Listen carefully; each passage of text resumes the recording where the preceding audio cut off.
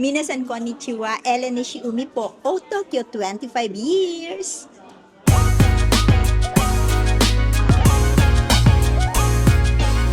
My name is Carol Malasig, and we're here at Almost Diplomatic.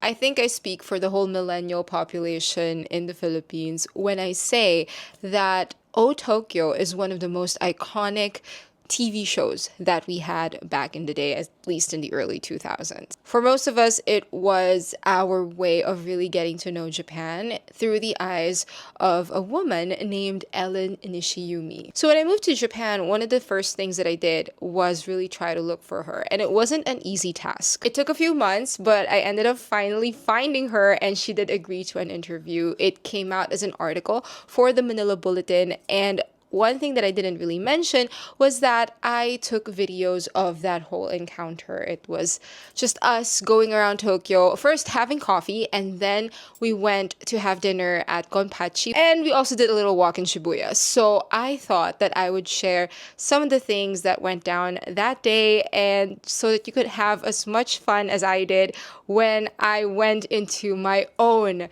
personal episode of Tokyo. And in this episode, you're also going to finally hear me speak Tagalog, because I know that there have been some people who were messaging me on Instagram from way before asking me if I can speak Tagalog. And of course I can. I'm fluent. So enjoy this episode of Almost Diplomatic with the iconic Ellen Nishiumi of Tokyo.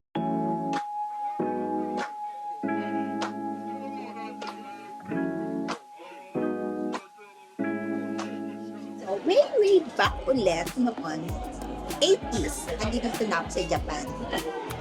Uso pa nun yung mga entertainers, yung mga pinadadala rin sa Japan. Isa ko doon, hindi ko yan itinatago. Entertainer, hanggang sa nakapangasawa ko ng Japanese, nabago yung aking lifestyle, naging housewife, tapos naging ordinary mga office work, ganyan. Tapos, kung ano yung available na trabaho, kumbaga, ganun, nakasurvive. Until now, andito pa rin. So, meron dalawang reporter talaga ng Tokyo. One of them is kaibigan ko. One day, in-invite niya ako, sabi niya, meron daw mga darating na artista mula sa Pilipinas. Alam mo naman tayo, pag mga Pinoy, mahilig sa mga artista. Sige, sabi ko, sama ako. Sabi niya, yun na nga, ginagawa daw niya to, yung Tokyo, magre-report daw siya, ipapalabas to sa Pilipinas. So sabi ko, okay, sige. Nanonood lang ako sa kanya, pinapanood ko. Tapos dumating nga yung mga artista na galing sa Pilipinas, ini-interview niya.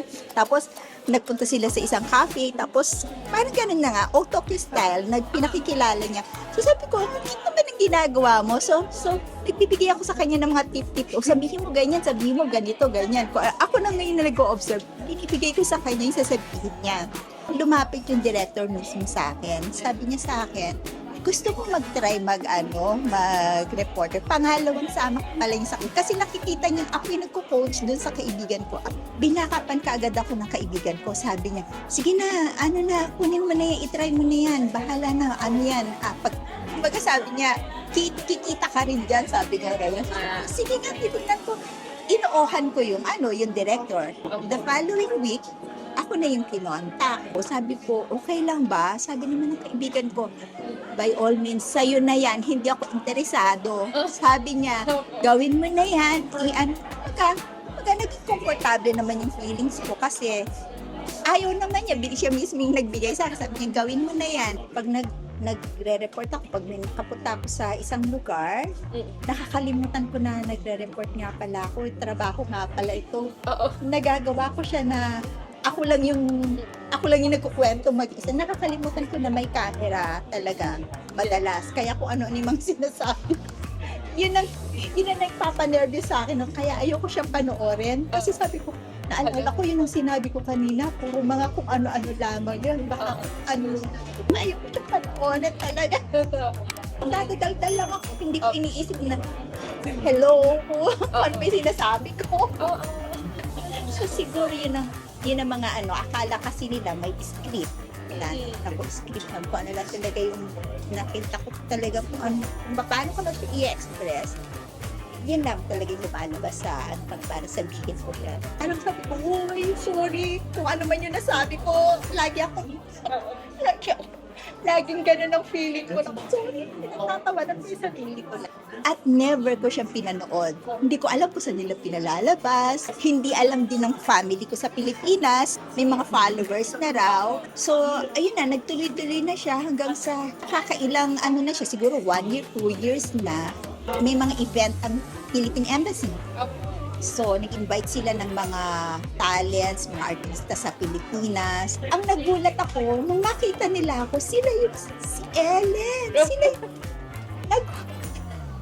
nagulat ako sa picture naman dyan. Picture naman dyan. Actually, meron pa rin ako isang pinagbigyan before. Magpo-propose siya. Magpo-propose siya. Parehas silang fans ng Otokyo before. Baka naman daw pwede ako bumati sa kanila. It happens na sila naman pala ay mayroong segment. Meron Spotify. Nag-ano rin Podcast sila. Oo, Opo. podcast sila. Kumbaga, ginawan ko rin sila ng special video nila para siya talagang gulat na gulat yung girl na talagang nakita mo si Opo. nakita mo si Miss Ellen. Talagang katuwa naman ang talagang marami talagang request ang Otokyo na gusto nila gawin. So, nung ko na-realize na siguro sumikat nga talaga ito Otokyo sa Pilipinas, sad to say, nagkasakit naman yung director namin. And wala na siya ngayon. So, kumbaga, walang may interest. Kumbaga, hindi ko rin naman to alam gawin mag-isa na magbibideo camera ako mag-isa. In 2007, 2005, nag-end up po Tokyo. Iba na rin ang ano ngayon, iba na rin yung trend. Nauuso na yung Facebook, nauuso na yung Instagram, nauuso na yung TikTok. Ang uso na ngayon, selfie na. Sa ngayon, kasi nakikita ko talaga, ang dami na rin vlogger talaga na nagawa ko sa Japan. May mga idea na, ayun kasi nung ginagawa ngayon, na talagang pupunta sa isang lugar para ito po yung ganito at ito po yung ganito. Pinag-isipan ko pa ng konti yung team niya, whether kung okay nga ba ito, magugustuhan nga ba ito ng viewers, ng Filipino viewers. Sana na nga kung magawa ko siya this year. Salamat po. Arigatou gozaimasu. Yun sa mga fans ng Otokyo, talagang kung andyan pa rin kayo talaga, sana magkaroon din talaga ako ng lakas na loob na pagawa ulit ng bago at orin ulit sana. So, Miss Ellen, saan tayo pupunta? Nishi Asab. Wow! Ano meron? Gonpachi. Ano meron sa Gonpachi? Tingnan niyo na lang. Makikita niyo si Kill Bill. Yung ba yung mga favorites ninyo na makeup brand? Yung mga Paula, Shiseido. Shiseido na lang para Japan. Para alam na Japan talaga. Japan. Okay. Japan. Kaya ang bongga na nagpapasyal sa akin. Si Miss Ellen, she. So, ito yung Shibuya Scramble.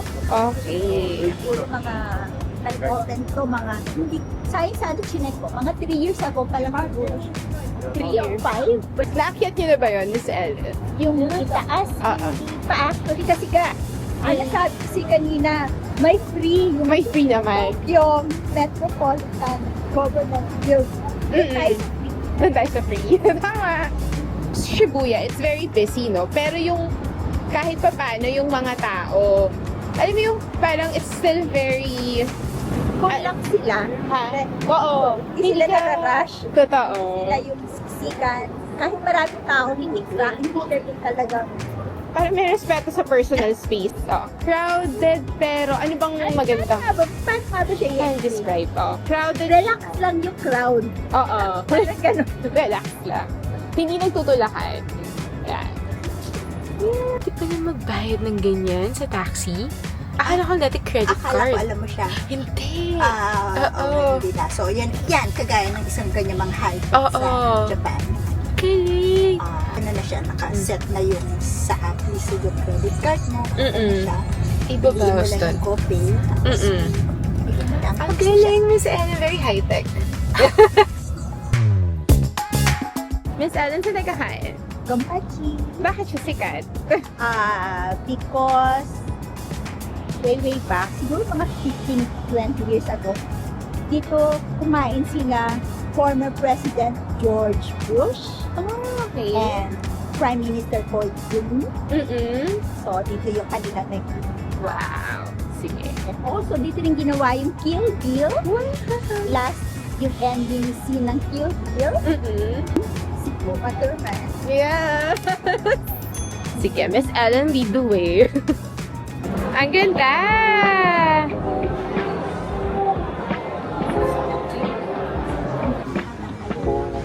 Start. Dami na ng ganito ngayon. Parang magiging naka-fresh yan. Hi! Thank you, Miss Ellen.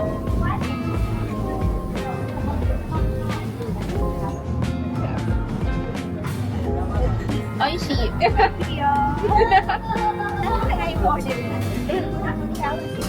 Tapos yakiton. So may natutunan ako kay Miss Ellen. Sabi niya, tempura awase means iba-iba. Hindi lang yung sanay tayo na shrimp. Ito na yung pinaka-set niya. Meron kang So may dalawang- shrimp. tawag dito. Yeah. Ito na yung ayaw mo. Okay, dati. Pero gusto ko na ito ngayon. Yeah. At yung sinasabi ko kanina na may kasama na sa vegetables yung alabas. Kalabasa, yes. Dalawang hipon. Tapos meron squid dito. May squid. Tapos, I think Yeah.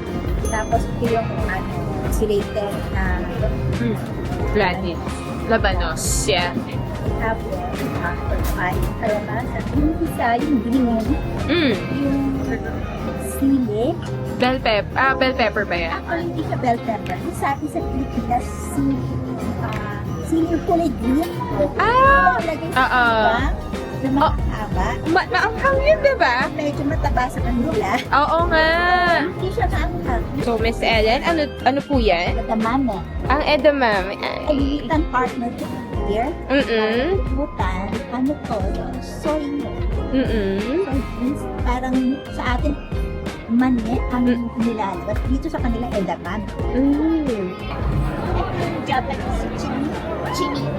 Parang Japanese pepper. Okay. Super anghang ba niya, Miss Ellen?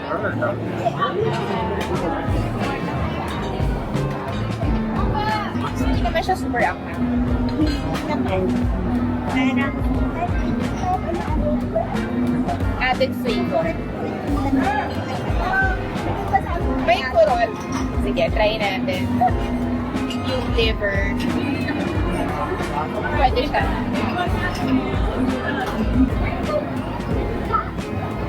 Ang sarap.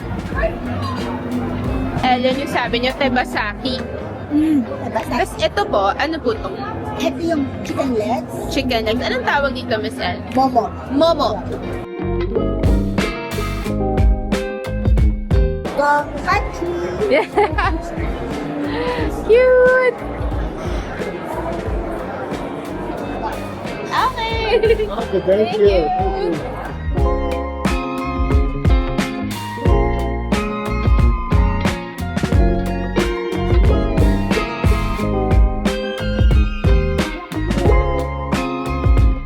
Alright guys, thank you so much for watching and I hope that you get to come back real soon. I do have some videos coming up about life here in Japan, and if you have any idea who I should interview next, let me know. Till then, I hope to see you in the next one and take care. Keep it classy, everybody.